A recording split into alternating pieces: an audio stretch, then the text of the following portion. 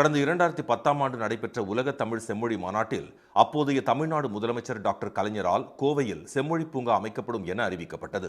அதனை நிறைவேற்றும் வகையில் 2023ஆம் ஆண்டு செம்மொழி பூங்கா அமைப்பதற்கான பணிகளை முதலமைச்சர் திரு ஸ்டாலின் உலக தரம் வாய்ந்த இப்பூங்காவில் செம்மொழி வனம், மூலிகை தோட்டம் என 23 விதமான தோட்டங்கள் அமைக்கப்பட்டுள்ளன.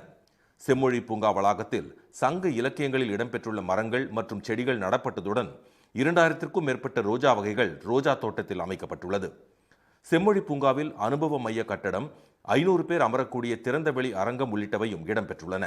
மேலும் ஜெர்மன் தொழில்நுட்பத்தில் மழைநீர் சேகரிப்பு வடிகால் அமைப்பு 2 கிலோமீட்டர் நீளத்திற்கு அமைக்கப்பட்டுள்ளது.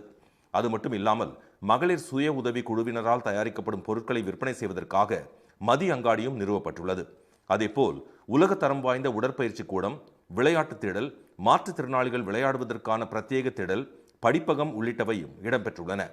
1000 இருசக்கர வாகனம் நிறுத்தும் வகையிலான வாகன நிறுத்துமிடம், முதியவர்கள் மற்றும் மாற்றுத்திறனாளிகளுக்கு சிறப்பு பேட்டரி வாகனம் உள்ளிட்ட வசதிகளும் செய்யப்பட்டுள்ளது.